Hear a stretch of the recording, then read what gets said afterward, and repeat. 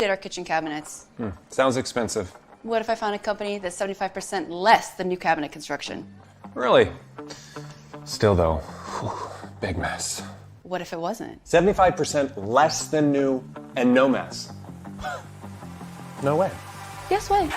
What's better than a new look for your kitchen cabinets? Getting that new look without the mess. And for up to 75% less than the cost of new custom cabinets. With the Kitchen Refresh approach by No Pros of Iowa, you'll save time, money, and hassle getting an updated look to your kitchen, bath, bar, or laundry room. The typical transformation is 5 days or less. Visit our Central Iowa Design Studio or kitchenrefreshiowa.com.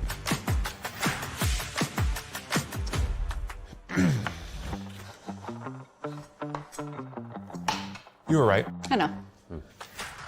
Schedule your free consultation today.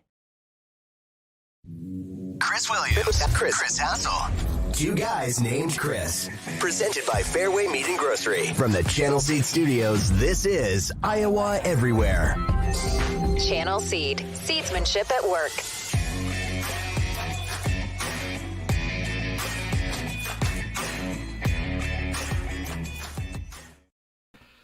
Hello and welcome to Two Guys Named Chris. We made it. We are presented by Fairway Meat and Grocery. It is time.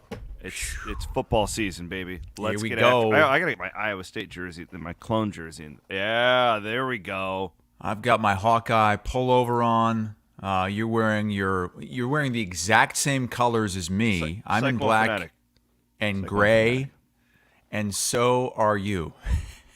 It's Iowa State's colors. Fake Iowa State black and gray. Actually, you are factually incorrect. You're going to say, well, that was part of our original school colors back in 1846. I ought to be honest with you.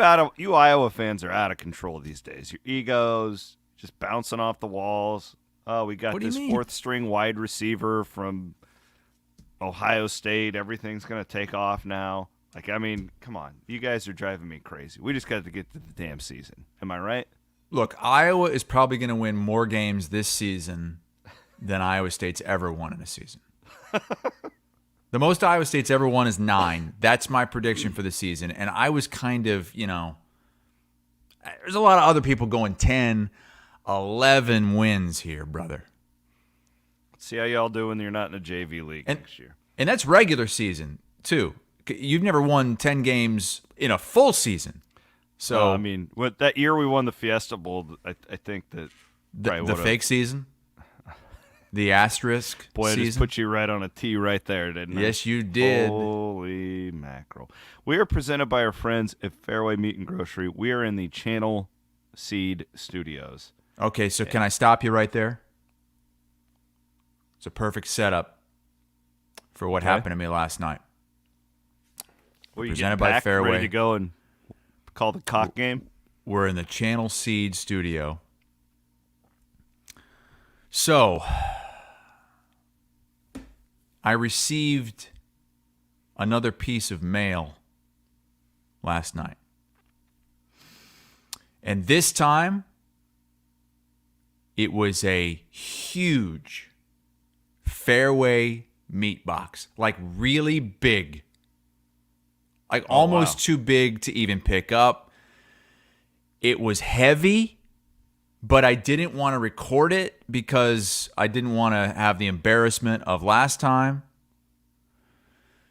And so I bring it. Well, actually, and on the top, the address on the top, it was different than, and Matt, you don't have a picture of this because we're showing a picture of this right now, but the address was Fairway, 911 Highway 69, Huxley, Iowa. So when I saw the highway, I don't even know. Like, is there a Highway 69? Yeah, that is. Huxley is on Highway 69. It's a very nice so road. I wasn't sure. That seemed a little fishy, but it was really heavy, and it said on the top, fragile, perishable. Oh. Now, I don't know if meat's fragile, but it's definitely perishable. So I didn't want to get my hopes up. So I brought it in, set it on the counter, opened it up.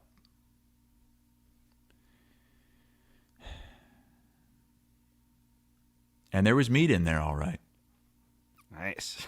A beef stick.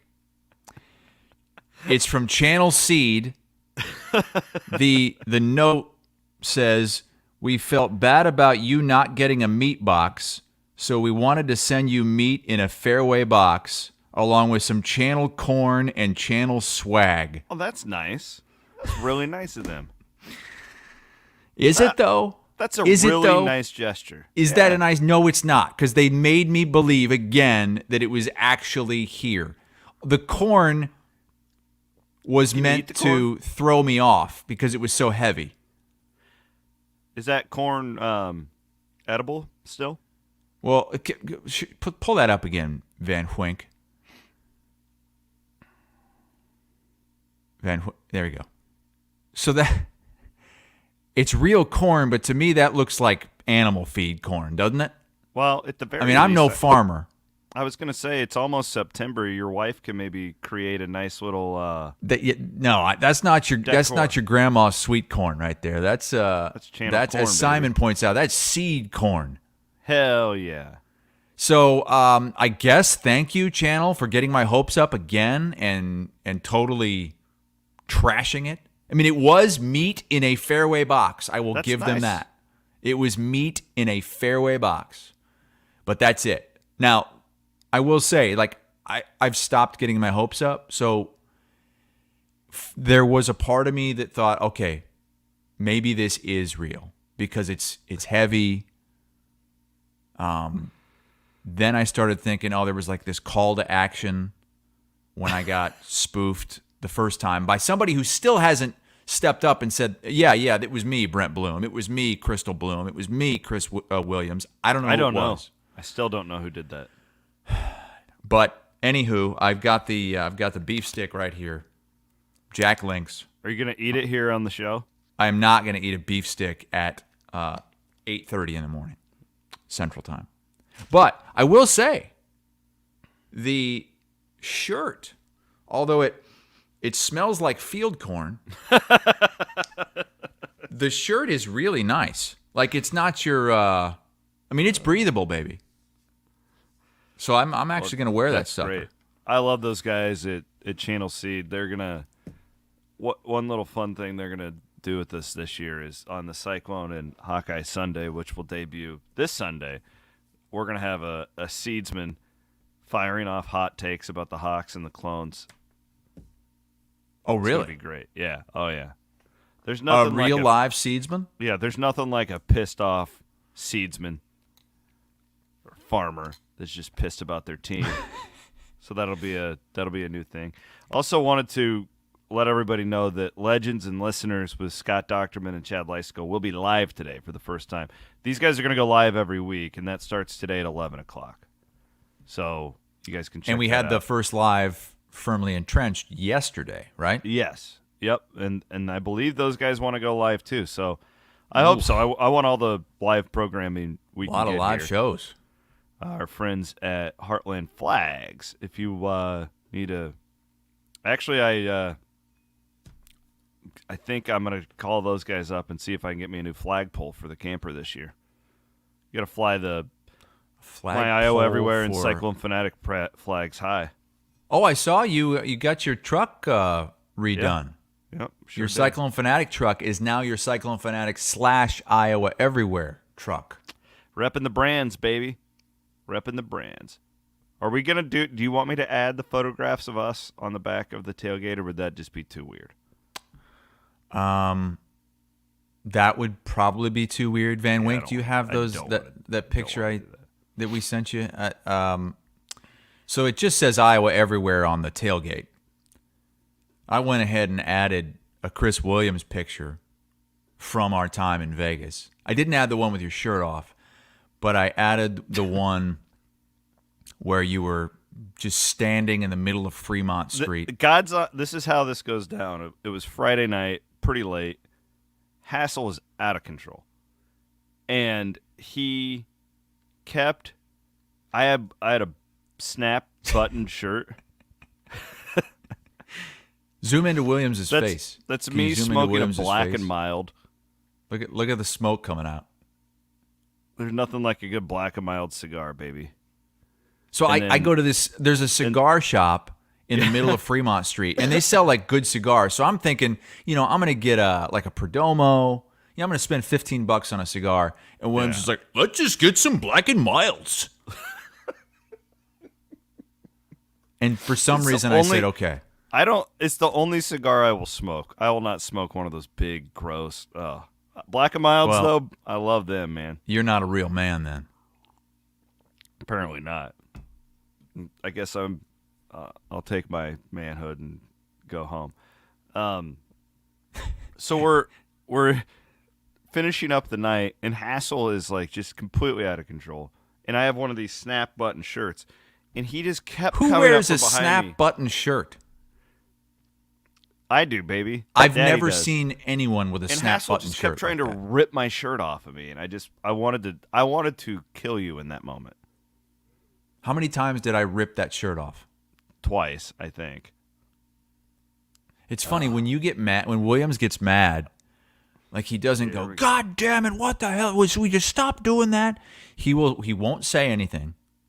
He will just walk away, like 30, 40 feet away, and just stand there with his back to you and sulk. No, And then I'm eventually, because I don't want to. eventually he'll walk back and still not say anything. Like I don't want to assault you because I don't want to get the HR here at Iowa Everywhere all upset at me. do we have HR? You're looking at it, baby. You're the HR person, and I just ripped your shirt off. Oh, great.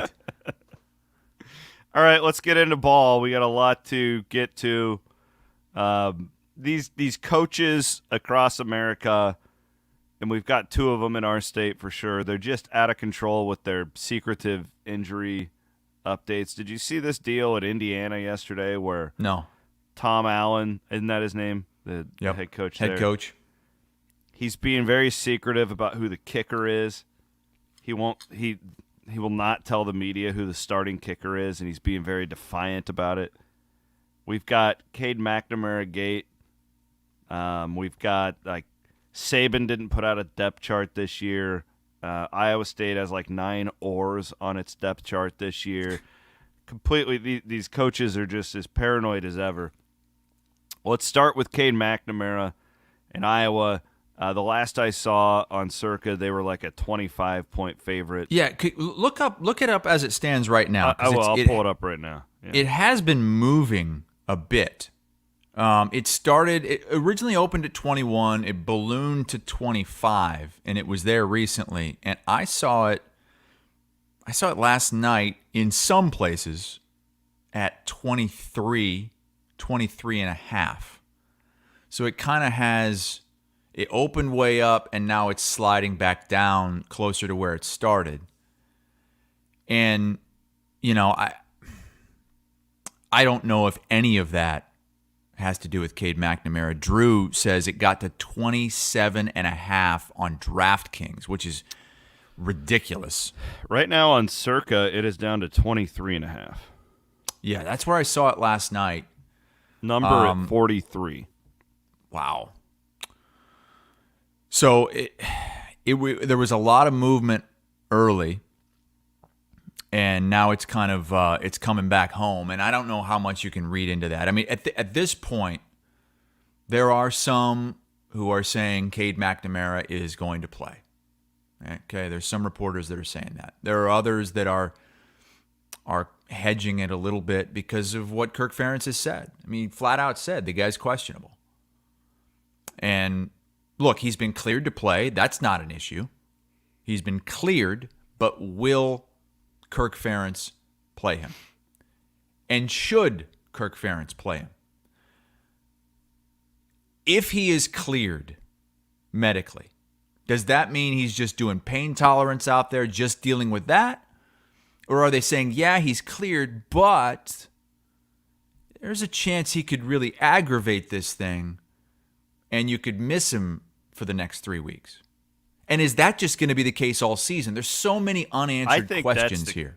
If I had to make a proclamation right now, that would be it. That we're just going to that he's cleared. Yeah, I just think we're going to be going through this for a while. Like, how? So, do you really think that a week from now it's going to be any different? Like the doctors, if the doctor's saying right now he's cleared, but if he goes out there and plays 100% full speed in a real live game, there's a chance he aggravates this thing and he's going to miss the next several weeks. Is next week's going to say, well, that 1 week did it. Now he can't do any more harm to it. No. I think he's definitely going to play on Saturday. I just don't think it'll be a lot because I think Iowa will kill this team. And then it will kind of end our conversations about it because we saw him out there. But I think this will be a linger. From what I've put together, and I'm no doctor, and I certainly don't have any inside information on the Iowa injury report, but it just feels like I'm putting all these pieces of the puzzle together, having done this for a while, and you know how injuries work with these coaches. I think this will be a lingering thing. The real key will be watching him, right? We're going to be able to tell, is he mobile at all? Is he attempting to do well, how do they call this game? Right? Mm-hmm. But I think he'll play. I don't questionable. And I do too. I mean, Kirk Ferentz on the radio show last night said that, it's, questionable, taking it right up to game time, but they certainly, at least he's saying that they expect him to play barring any setbacks. So I would say, I would be surprised at this point if we don't see him out there. But no, gosh. I think this is a week-to-week thing for a while. I really do. It has to be. I mean, Kirk Ferentz said he was week to week a week ago. Do they also alter the play calls and what he's allowed to do out there? I mean, I could see Kirk Ferentz putting the Alex Padilla on him and saying, hey, you cannot go past the line of scrimmage. You can move around in the pocket. Refresh? You can't run it. Can I do my refresh perspective on the Hawks right now? Go ahead. Because you went right into where I was going, and it's just presented by our friends at Kitchen Refresh. That video we played at the beginning, I had Bloom's wife texted me and was like, hey, I think I got to get my kitchen done because of that video you guys keep playing with our friends at Kitchen Refresh. So we appreciate that, kitchenrefreshiowa.com. I wish I could get mine done from them. This was my whole take, and this is not like clone taking a shot at the Hawks. I'm not 100% sure on your 25-point per game thing right now. What? And let me explain to you why. Well, you better run to that ticket window at Circa and get that for plus money. So that's one of the reasons. So I was shocked. Plus 140, right? Plus 140, the unders. This is a real line you can bet. It's Circa. Mike Palm for governor. I saw somebody tweet that out yesterday. The over is minus 160, so clearly juiced there. You're getting value on the under at plus 140. But if McNamara, here's my whole deal. Like, I think they'll kill Utah State. They could hang 40 on them, whatever, get a good start to that thing. But if he's not 100%, like, I think it'd be really easy for whatever's been going on this offseason at Iowa. Like, here's the deal. I don't believe all of a sudden we have Cade McNamara and we have, couple of more weapons at wide receiver that this offense is going to be much different. I just don't believe it. I think the difference comes that he's not sailing 5-yard outs like Petrus was, and I love your running back. I love some of these skill guys, these tight ends. I love that aspect of it. We still don't know about the line really. They haven't been good for a while. And again, Chris, if McNamara is not mobile, it just changes this whole dynamic. And man, like, they're gonna put up points Saturday. There's no doubt, but there's no guarantee you will in Ames, right? Like and then you get sucked into these Big Ten West games where the best way for Iowa to win is to do exactly what they've always done. And could that turn into a 50-point outburst like you had against Rutgers a few years ago on a Friday night? Absolutely. Like, you're gonna get nights like that. But man, his mobility is a real thing, and what fires off in my head. Wait a second. You told me. Wait, hang on. No, I'm saying. Wait. You made fun of me for time talking up his mobility. Time out. I know exactly where you're going here, and I did make fun of you. And I'm not talking about like being able to run. I'm just saying, if they're worried now, if these coaches have this paranoia in their head about him moving around, I think they can get sucked right back into doing what they've been doing. I'm worried about that too. I'm worried about. I think that's my point. I'm not talking about him running. I'm just saying, drop back, hand the ball off, drop back. I think that's the 5 yard worst out thing they could time. do. Honestly, is go out there and like try to put some kind of a leash on him, put something in his head. If he's gonna play, let him play. Let him do his thing. You can't be worried about re-aggravating an injury. You just have to go. If you're able to play, you go. You cannot half-ass this thing. You cannot like put parameters on it. You can't say, no, if somebody's in your face, just go down. No, do not do that. Because you're right. If they do that, that plus 140 at under 25 is looking like pretty good value. If he goes down at any point this season, that's another thing. Like if he really does go down and misses several games, that right there is going to take that thing all the way to even money easily. And so I do think the smarter play probably is to go under, just because where the juice is at and because you are one more injury away from seeing this go away. Because I don't believe if Deacon Hill or Joey Labus are the starting quarterbacks for several games, I don't think they're going to average 25 a game. Yeah, a lot will depend on the defense, too. I mean, can you keep producing these defensive touchdowns and special teams? I agree here with Drew. Totally agree with you, Drew. He says the bar is so low, even if he isn't mobile, he's going to hit throws that Petrus couldn't. Completely agree with you. I mean, how many of those in the dirt and did Petrus just sail last year? But, again, my concern is I think that Kirk is just in this like mode where he just doesn't give a shit, and that's a good thing, I think, for Iowa fans. But if you all of a sudden lose confidence and you get so protective of your starting quarterback, who is really the glue to all of this, we all know that, then that could concern me. I still think they'll hit the over. I really do. Like, the value is clearly on the under. I still think they will go over 25 points per game, but this concerns me. Because I don't want them to. Oh, I'm a lot more concerned now than I was a few weeks ago. Yeah. Because of how slow he has come back from this injury. We still don't know if he's participated in a full practice yet at 100%. Because a couple days ago it was, I've been practicing, but I haven't been doing everything. And I looked into it's going to be Deacon Hill to start. If McNamara, if something happens, if there's a setback or if Ferentz has a change of heart. That's the guy who came over with the guy who's the volunteer quarterbacks coach from Wisconsin. Yeah, and look at him. He's kind of built like Petrus. He's a dump truck. That's a big dude right there, man. He's a dump truck. He's got 258 pounds. He's huge. Out of high school, he was a pretty... I remember Iowa State playing defensive linemen or defensive tackles at that size. Jesus. Out of high school, he was a 4-star at 24/7 Sports, but a 3-star composite. His comparison was Ben Roethlisberger. So he's a 3-star then. Yes, he's a 3-star. You go by the composite, you idiot. Don't even get me going.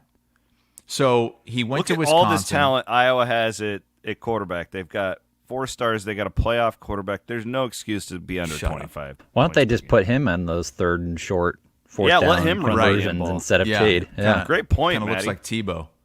So he went to Wisconsin. He wasn't getting the reps. He really wasn't getting any reps in practice.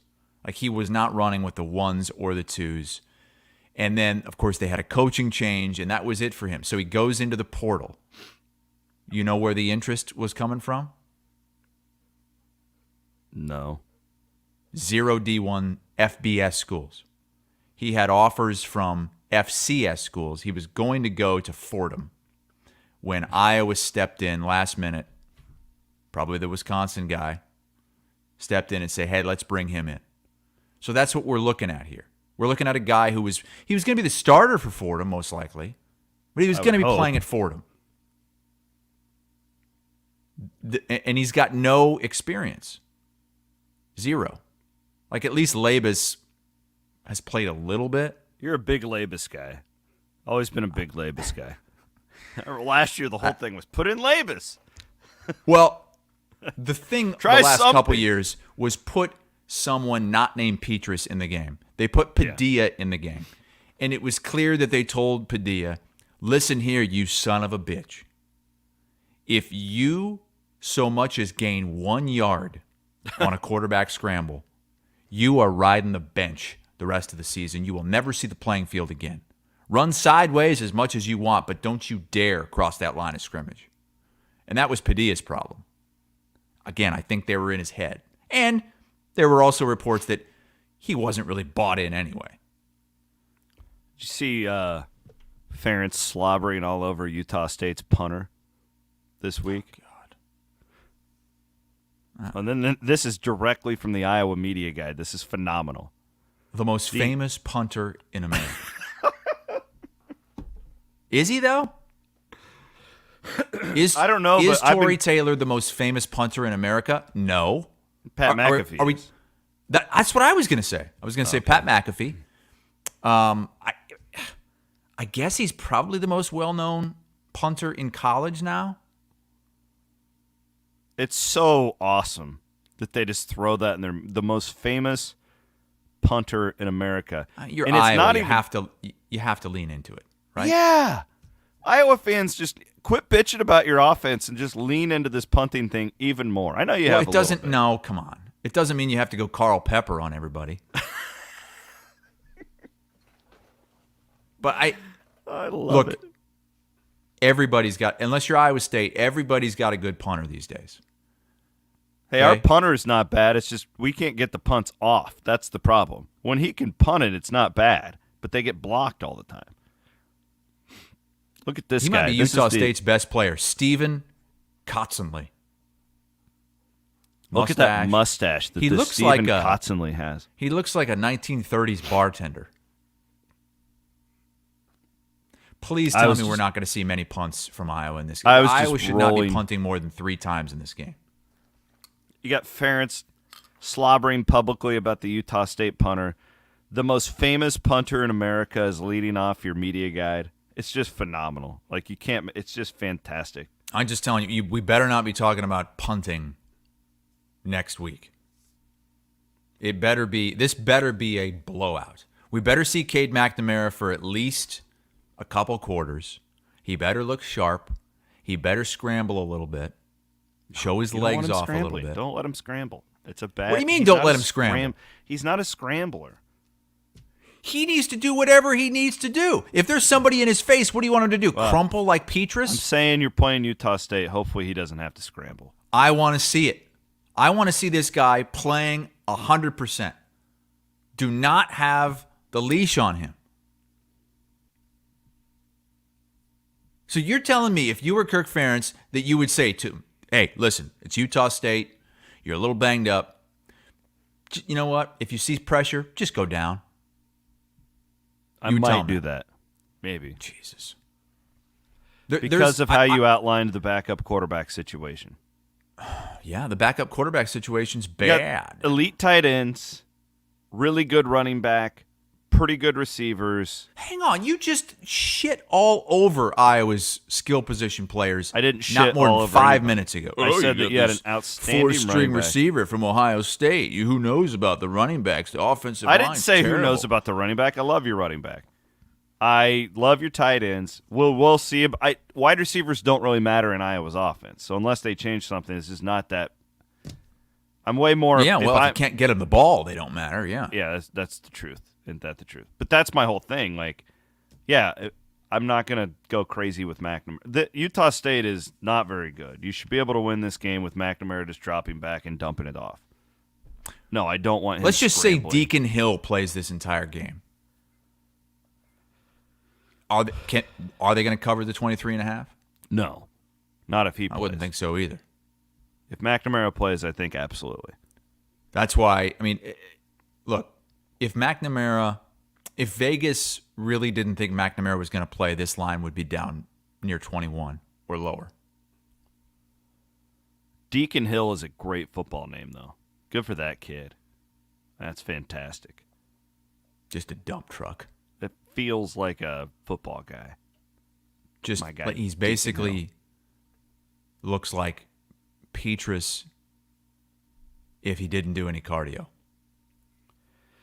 Want to give our friends at Circa a push. If you haven't downloaded the app for your college football season, I would encourage you to do so. And boy, we had a lot of fun in that Circa Sportsbook last week on week 0, and really got the juices flowing. This is a phenomenal company. What I love about it is you're hanging out there, and a guy like Derek Stevens, the owner and CEO of Circa, is just walking around shaking hands at people. You don't get that. It's super rare. My guy Mike Palm will be joining me for our Locks podcast. That's coming up later today. I'm going to record that with Mike and give my Locks of the week. And, it really means a lot when you guys go and do that, because they saw a huge bump last year when they partnered with Iowa Everywhere in their handle. So thank you for that. We appreciate it.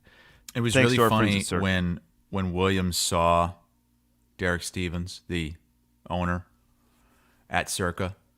We were getting ready to do our show, and he walks by, and I'm about ready to say, "Hey, Derek, good to see you." And Williams blurts out, "Hi, Mr. Stevens." And so I had to, on the fly, change. You're going to be in Carolina this week, right? Yeah.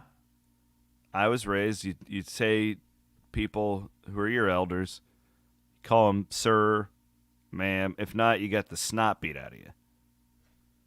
You really think that happens these days? In South Carolina?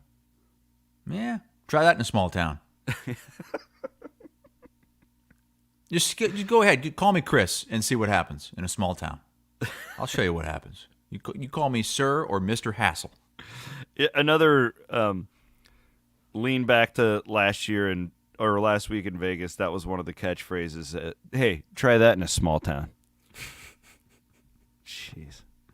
All right, we don't have a line for Iowa State, Northern Iowa yet. That generally comes out on the morning of the game for an FCS team. Maybe tomorrow. We'll see. Could be on Friday now. And you're thinking it's around 12? 12 to 14, I think. Yeah, I think it might be up around 14. What number would you be comfortable laying for Iowa State? What would it have to be? It would have to be in the single digits. 9.5? You'd lay that?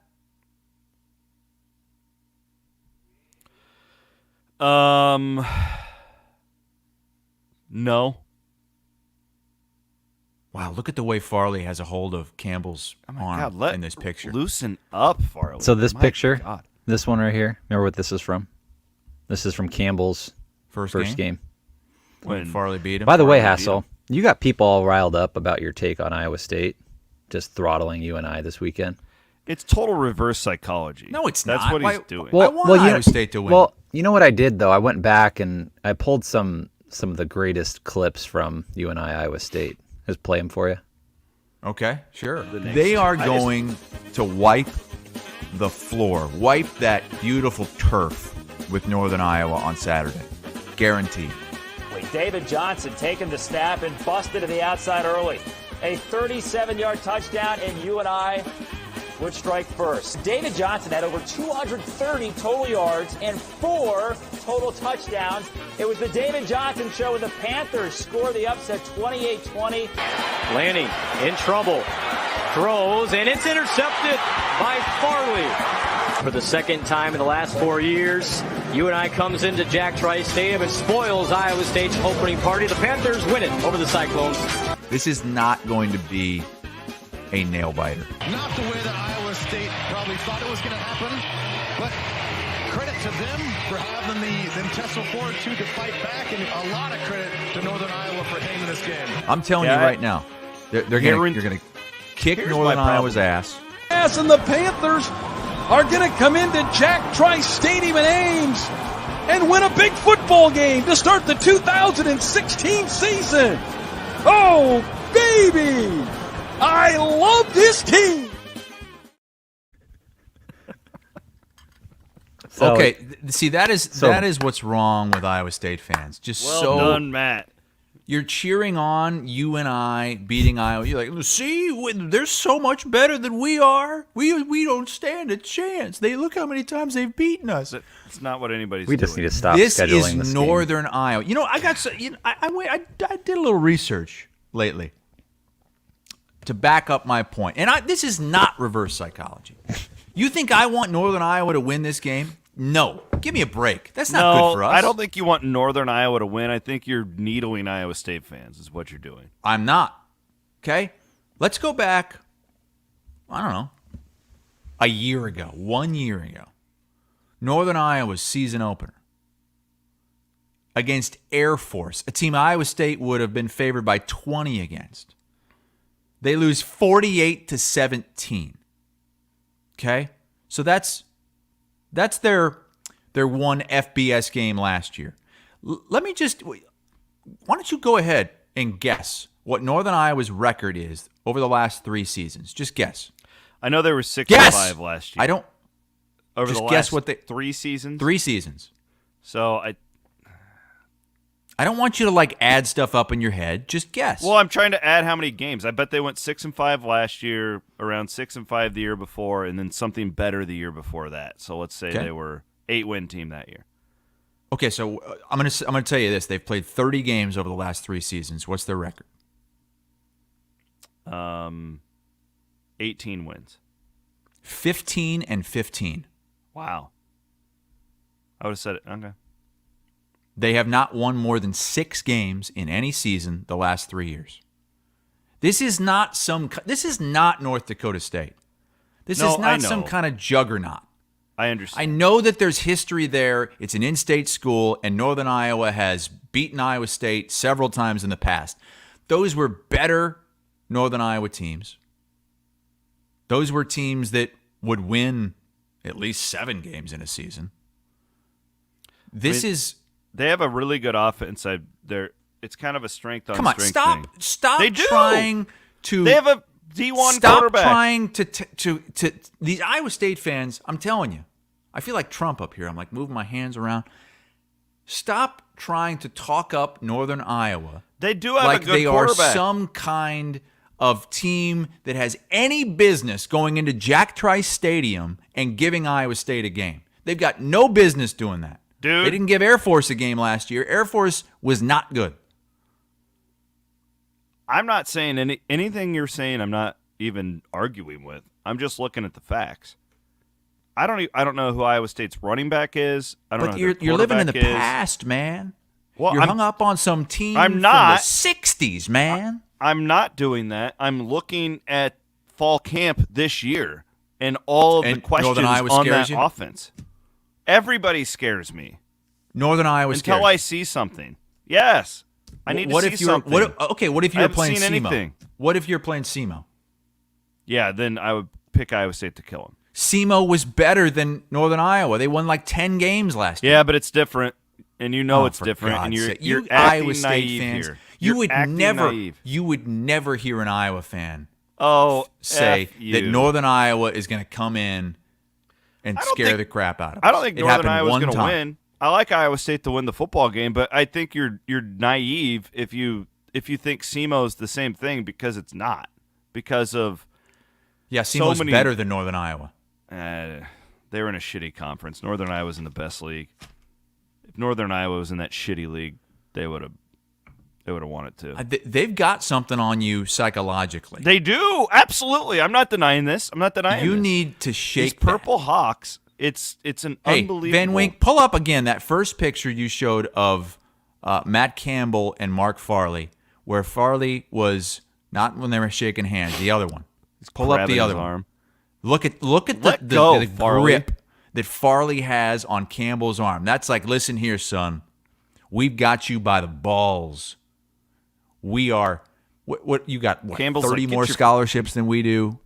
Doesn't matter. All your fans think this is a toss-up game against little old Northern Iowa.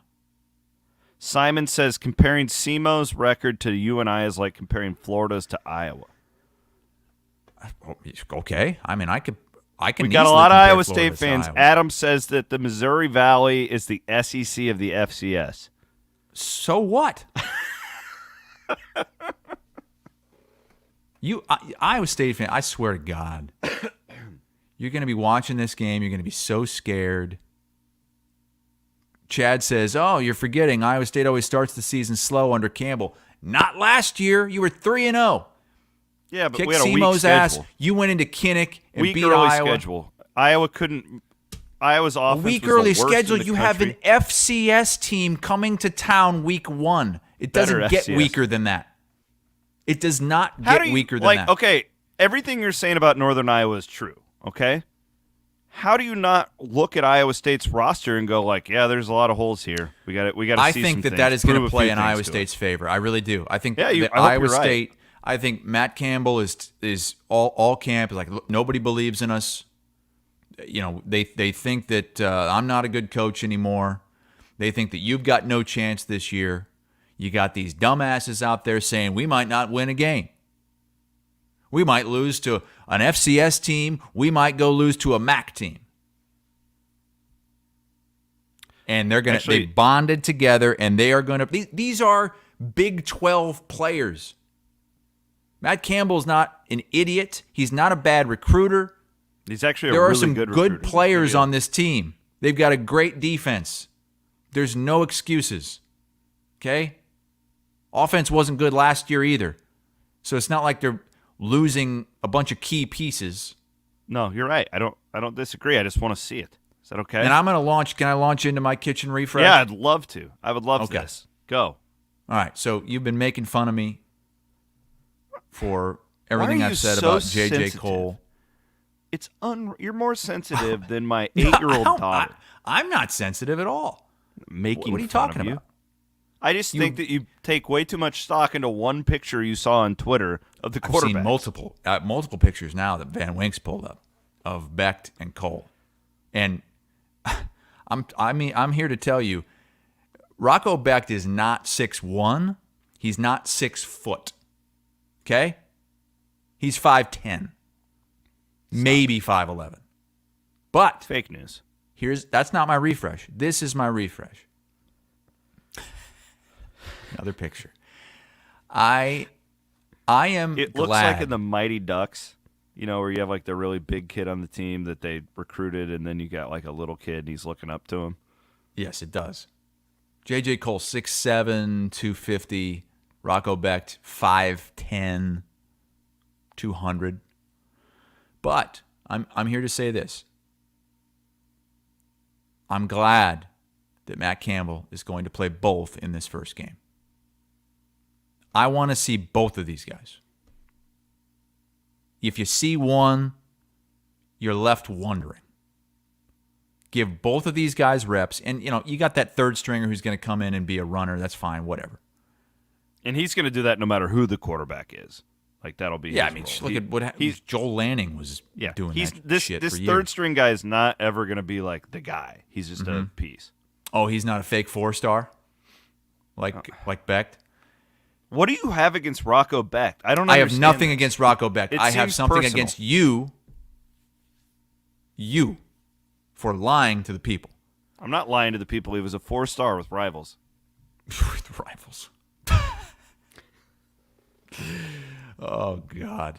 So, I'm looking forward to it. I want to see them both play early as well because, what if they throw Rocco Becht out there early and they start running up the score against Northern Iowa and then Cole comes in and the game's already a blowout by then? What are you laughing at? Running up the score.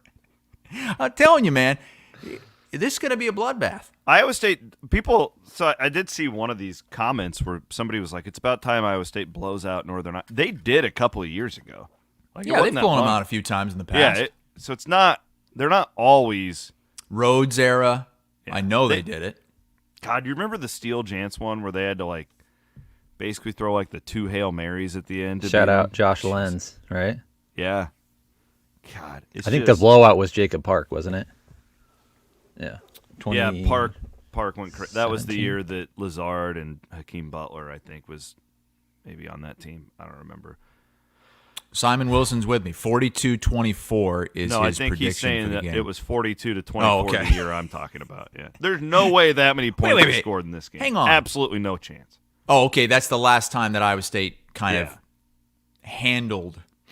I think it was 3 years ago, 4 years ago, something like that. Yeah. 2017, Van Wink's got it up here, 42-14. But look at 2015, 31-7. 2010, 27-0. Come on. Let's act like the big boys that you guys think you are in your little somewhat power conference. And see, you do shit like that. Ass. Like, you make comments like that, and then people, they think you have bad intentions. I don't have bad intentions. The amount of Iowa State fans who come up to me and they're like, you know what, I always hated Hassel, and you kind of made me like him, and I like him a lot, and I feel like I think he's a pretty good guy, and then I just want to punch him like 2 minutes later.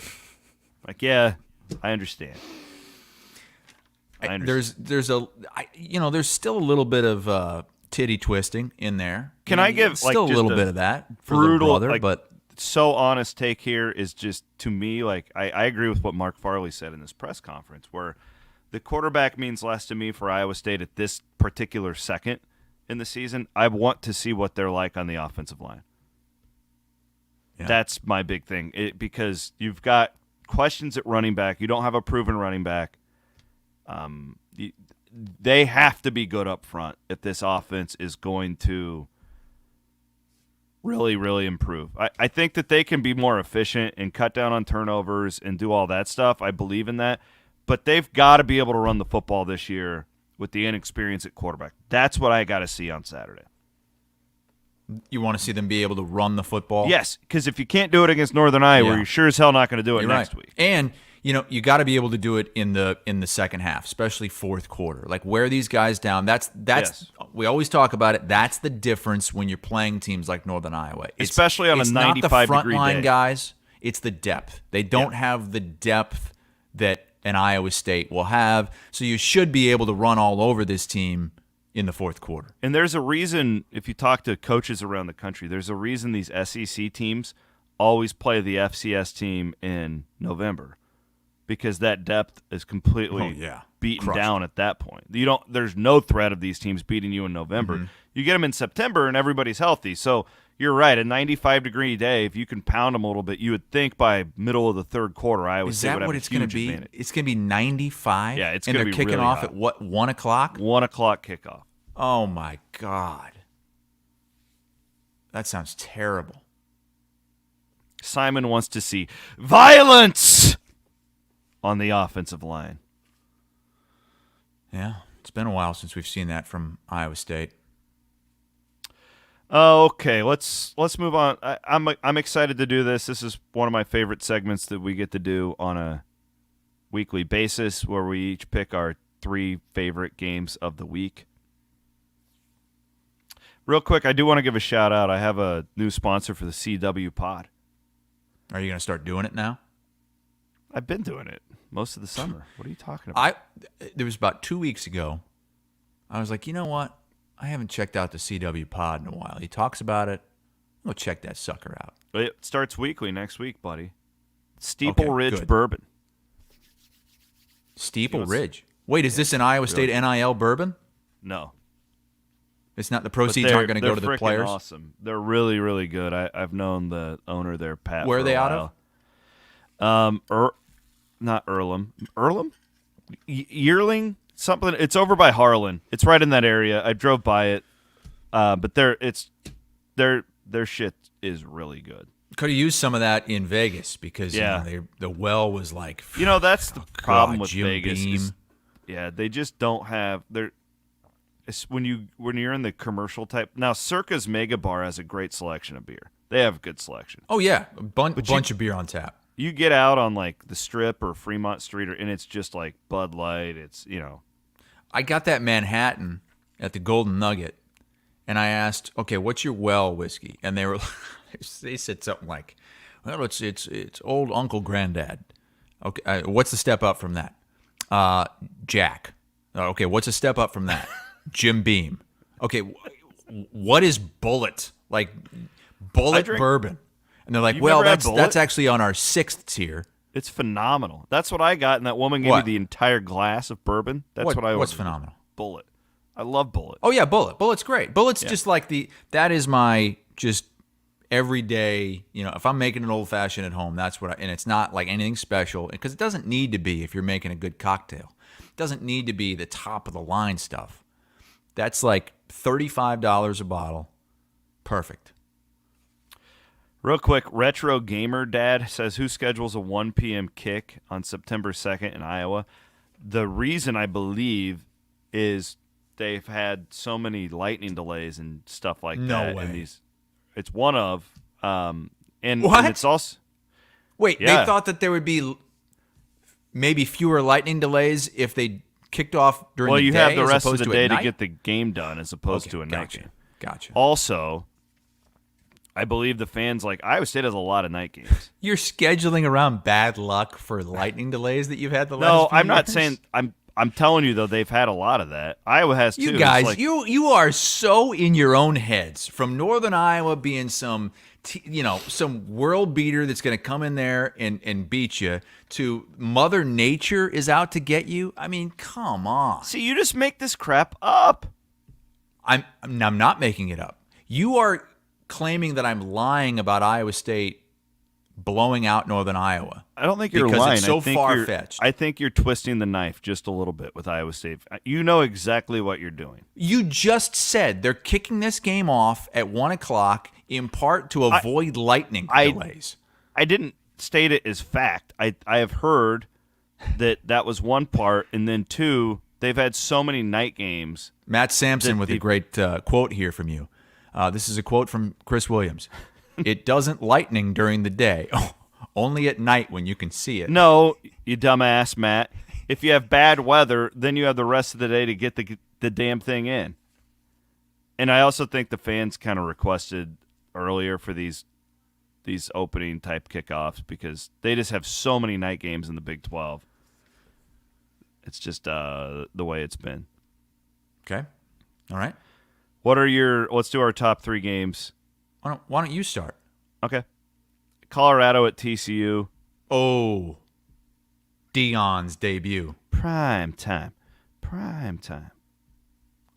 These are the last odds I saw. They certainly could have changed on circa 20.5. TCU is giving up in this one. Obviously, the Dion thing. Really interested in TCU too, right? Like they played for a national championship last year. I think they're being overvalued this year. Like I think they're overranked to start the season. But I would agree. Yeah. Like Colorado, what are they going to win? 4 games maybe? I'm really interested to see how Colorado looks with all of those, the mass exodus, all those players that left. Do they have a full team? Buffalo at Wisconsin. Your hard on for the air raid continues. I just want to see what it looks like. Did you hear Luke Fickell last night on CBS Sports Network? Yeah, he said, quote, "It's not air raid. It's what Wisconsin is going to be moving forward." Well, I'll be the judge of that, Luke. They have look been at those calling empty trophy cases behind him too. God, these coaches are just out of control. Put a picture of your kids up there, will you?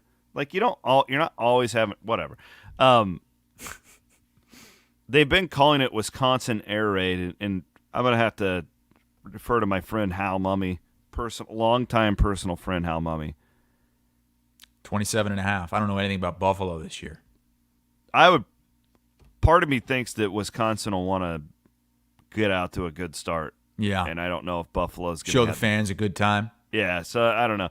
I'm not making a pick on that game, but it certainly. I just want to see what Wisconsin looks. How are they not fascinating? That would be like if Iowa just all of a sudden brought in an air raid offensive coordinator.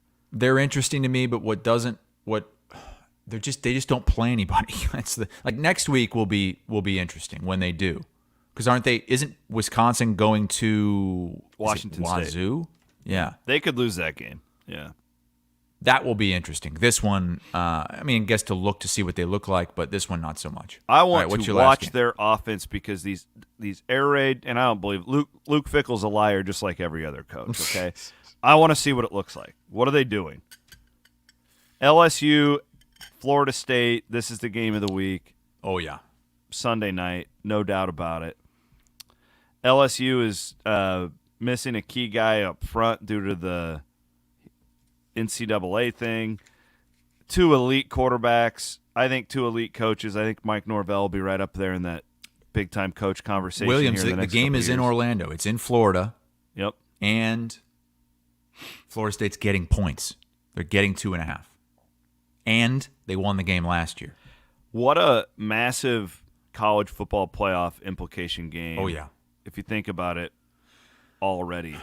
I don't know who it's more important for because LSU has a much more difficult schedule.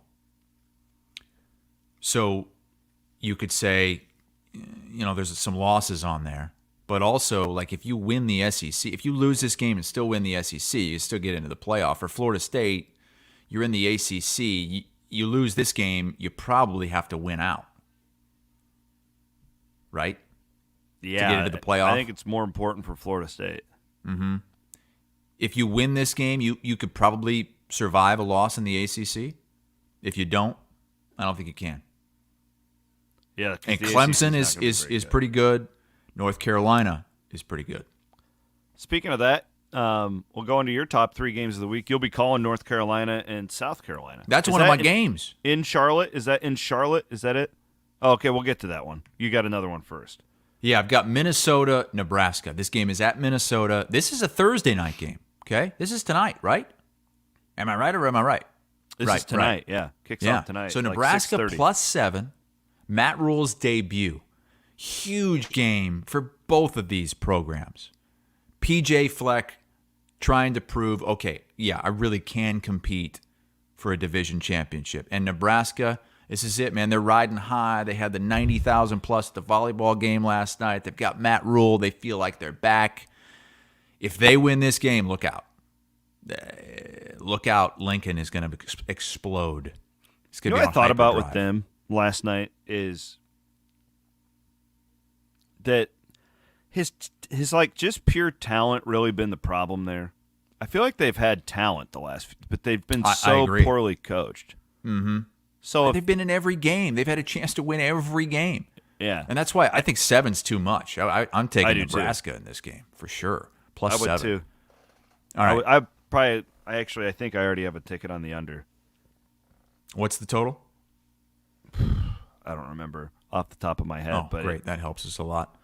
Let's move to my second game. I don't know why you have to think about it. Give me a minute and I'll pull UTSA, a 1.5 point favorite at Houston. Okay?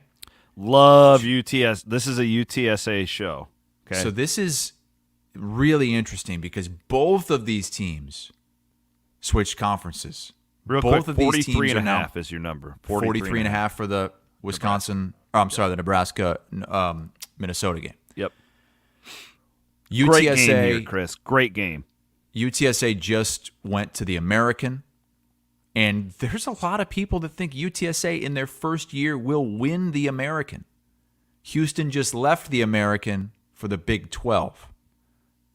Really fun game. And they've played some heart stoppers over the last couple years, these two teams. Correct me if I'm wrong, too, Chris. You've called a lot of UTSA games. They're pretty hard-nosed, right?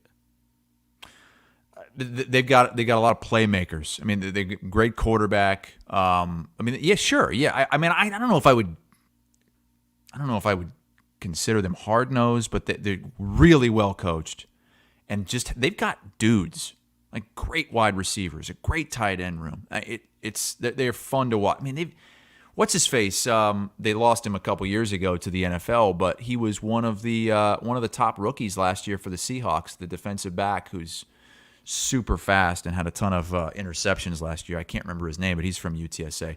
Just a really fun team to watch. And I love -1.5. Interesting. the way they've built that program too. Didn't they bring in like a high school coach, and he basically high school coach, and he's been great, and he's staying there because they went to the American, and they're filling up the Alamo Dome. I was there for a game last year. It was awesome. It was so loud in there, 35,000 fans going crazy, incredible student section. So that's one of my 3 games, and then I got your mom's Cox. Your mom's Cox hosting the hated rivals from the north. UNC versus South Carolina. Who is Carolina? They both call themselves Carolina. Oh, and there's the South. There's so much those elitists from the north. Here. So much history. South Carolina was the first state to secede. North Carolina was the last state to secede. How about the quarterback battle here, Christopher? You have to go to the Civil War, but I get what you're doing. Well, what do you think? This broadcast is going to broadcast on Learfield. It's going to be a train wreck. Hassle's just going to be doing like a history lesson. Just want to watch the game, kids. Well, Mike Golick Jr. is going to be with me. He's going to be eating mayo the entire game. Each quarter, he's dipping something different in mayo because it's the Duke's Mayo Classic. Does he love mayo, or is this like a bit? I think he likes mayo a lot. I love mayo. So you ever Drake gone to Mayo, Jimmy John's, you know the little packets of. So here's the thing, and I won't say this on the broadcast. I hate mayo. Hate it. It's one of my least favorite things in life. If there's mayo that also even hates touched mayo? a piece of bread, I won't eat it. Bloom's the same way. Bloom hates mayo? If you put any sort of white sauce within a couple feet of Bloom, he has like a visceral reaction. Ranch, Alfredo. See, I don't really like ranch either, but I love blue cheese dressing. Feels to me like you'd be a huge white sauce guy. Shut up. So Drake May could be maybe the number 1 pick in the draft. I mean, Caleb Williams right now looks like it, but Drake May's right behind. And then Spencer Rattler. Okay? Rattler got like a 5th round grade last year, but he was incredible to finish the season. Remember South Carolina at the end of last year? They beat number 5 Tennessee. They beat a top 10 Clemson team, snapped their like 40-game home winning streak. And now he's got a new offensive coordinator that has kind of done what Beamer has wanted all along, which is kind of dumb down the offense a little bit. Don't make it too complicated for Rattler, which is what the first 10 games were like last season. So this is going to be fun. It's going to be one of the best college game days there. I think Rattler's that's my third game. He's probably not going to win the Heisman, but he wouldn't be a bad throw a flyer, $10 on him to win. They have such a tough schedule, though. Like these Heisman quarterbacks, you've got to win 10 games. Yeah, that's the problem. And there's no way. But a guy who's been around that long with that level of talent, it's just like, it's kind of like, there's team I like in the Big 12 is Texas Tech, and it's just Tyler Shuck, the quarterback, is like, well, what has he done? But, man, these like 5th, 6th-year guys, they're just so smart. They know everything that's coming. Like, it's a huge advantage. Huge advantage. By the way, I didn't mention the spread on that game. It's close to a pick 'em. North Carolina, a slight favorite. Which way would you go? Play South Carolina blindly. North Carolina lost its offensive coordinator. South Carolina's in a better league. South Carolina wins that game. So you're going with your mom's Cox? Yeah, I'm going to pick mom's Cox up on this one. All right. Loves the Cox. Does your parents are still married, right? Yeah. Because it's funny, you talk about your mom and your dad like they're so totally different and not with each other anymore. Oh, they're together all the time, baby. So I picture your dad at a cabin in the Ozarks. I picture your mom in some kind of I don't know, like a backwater channel in South Carolina. They're just sitting there watching her with Cox. all of her Gamecock gear just floating around. And why is she a Cox fan again? She was born and raised in South Carolina. What town? Orangeburg. Outside of Charlotte. Okay. Huh? No, not Charlotte. That's Charleston. I'm sorry. Okay. I had Charlotte on the mind. You're getting your Carolinas mixed up. Yeah, but my mom has all sorts of like families still there, and like they're all over the state. Like I've been as a kid, we'd go there and just drive around all the different beaches. And yeah, it's a beautiful state. So Beautiful since your state. mom is a Cox gal, is your dad a Cox guy? He's indifferent, I think. No. Yeah. We just all hate Clemson. That's the big thing. You got to hate Clemson. Mm-hmm. Hate Clemson. Dabo Swinney. And then Dabo makes it so easy to hate them, too, on top of it. All right, we wanted to give a shout-out. This Nebraska volleyball deal last night was freaking awesome. Did you watch it at all? God, I saw clips of it. I knew it was coming. And then I saw pictures, the flyover before the game. 92,000 people to watch a volleyball match. And against all Omaha. I can think about, I can't even really enjoy the moment. All I can think about is, God damn it. This really puts a damper on the Kinnick Stadium Caitlin Clark game. Because there is nothing Iowa fans can do. Kinnick can't hold 92,000. Kinnick's probably not even going to be full. Did that just put a huge damper on it? I know Iowa fans are going to say no. But I thought the Caitlin Clark exhibition game was going to be the first version of this. But Nebraska just jumped out in front. I don't think you guys can mimic them as a fan base, with all due respect. What I'm saying they're is incredible. All of the pub that they got last night for this, everything on social media. I mean, it was my feed was just nothing but this. And it's volleyball. It's like a niche sport. But is the Iowa Caitlin Clark game now? Is that going to be looked at like people? When is that? A couple months from now? No, it's month and a half. No, you're fine. People, what do you mean? You're fine. So it's you not gonna think that overshadow you think? I think there will be people that were like, "Oh, they're just trying to do what Nebraska did." With no, volleyball. well, They there can't might do be it. some, but those people aren't relevant. If somebody's given that opinion, I mean, Everybody's relevant. Every human being is relevant. Are they though? I'm telling you, some of these guys on Twitter that are anonymous and just trolling people all Williams, the time. That is going to take some of the shine off what this game was going to be. This who cares? Spectacle. It doesn't matter. You know who cares? I care. Because I was going to go pump my chest in the office at CBS Sports HQ. Look at what these Iowa fans did for a women's basketball exhibition. And you know what they're going to say? It was nothing compared to what Nebraska did for the volleyball game. Boy, I tell you what, though. I mean, they had like perfect weather night, so it looked beautiful. And those Nebraska fans, they're insufferable, but they're the most passionate, like crazy. Yeah. How long have they had shitty basketball? That arena is constantly full. You know, they're stunning. really good fans. It's amazing what they do. And even football, they've been terrible. Yeah, and they still show up. Like they're really good fans. Very impressive. They have a ton of pride over there because it's like us, where they don't have the pro sports thing and all. But then there's no Iowa State for them, right? So they all just like come together and like it's a really cool thing.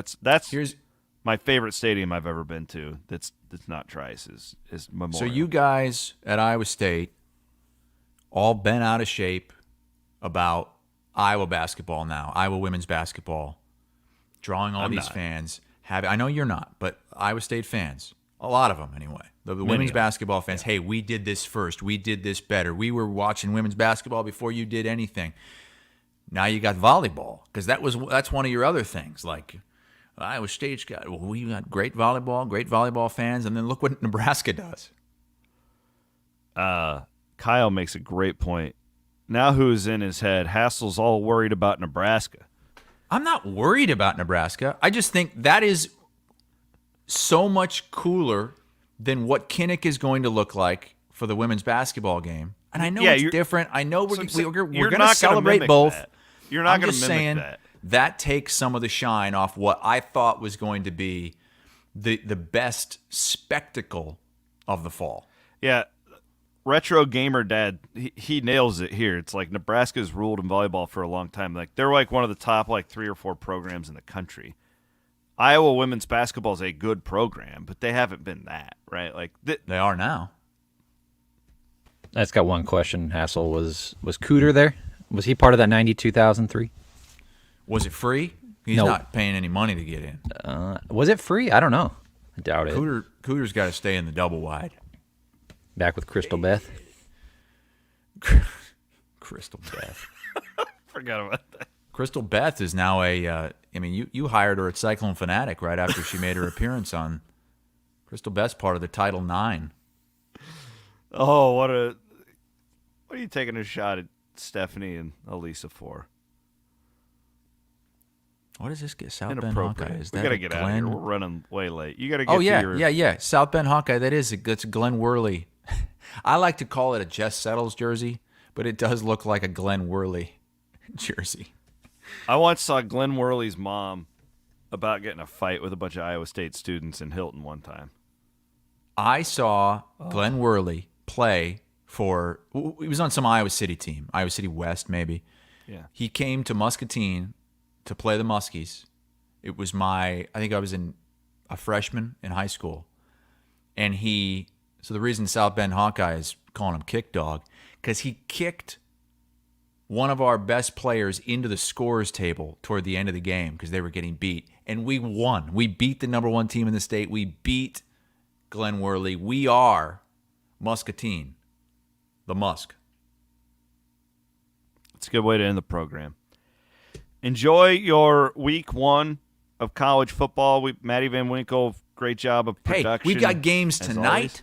We've got games Friday. We've got games Saturday, Sunday, and Monday. 5 straight days of college football. Get that Circa app launch, baby. Pound some Ames loggers tonight, Williams. Ready? Let's do this. Down. Let's pound go, my meat bro. stick that came in a fake Fairway box.